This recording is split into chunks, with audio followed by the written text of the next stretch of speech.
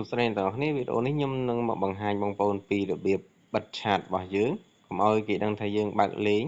បើសិនជាយើងលេងចង់លួចលាក់សង្សារយើងកុំឲ្យគេដឹងថាយើងបើកលេងនៅពេលដែលយើង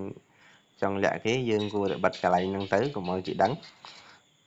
បាទបងប្អូនធ្វើតាមខ្ញុំបងប្អូនចូលទៅក្នុង Messenger របស់យើងមក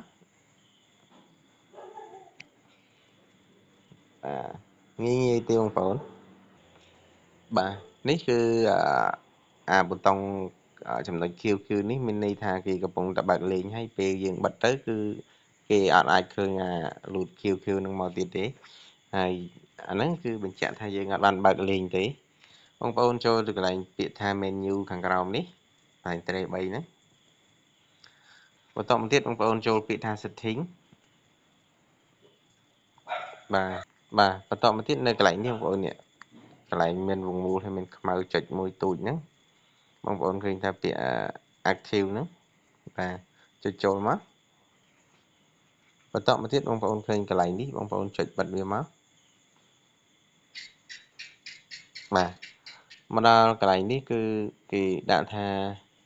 បើសិនជាបងប្អូនជ្រើសរើសយកខាងលើហ្នឹងគឺបើបងប្អូនអត់ចុចបើកវិញទេគឺវាអត់បើកដំណើរការវិញទេហើយខាងក្រោមនេះគឺបងប្អូនអាចកំណត់ម៉ោងបាននៅពេលណាដែលបងប្អូនចង់បើកវាបើកខ្លួនឯងហើយបើសិនជាបងប្អូនអត់កំណត់ខាងលើគឺទោះតែចុចបើកខ្លួនឯងបាទហើយខាងក្រោមគេដាក់ថា custom បាទមិនរើសវាទេយកខាងលើហ្នឹងទៅចុចអក្សរ Q ហ្នឹងមកគឺវាបិទទោះតែយើងចូលបើកវិញទើបគេដឹងថាយើងចុចបើកលេង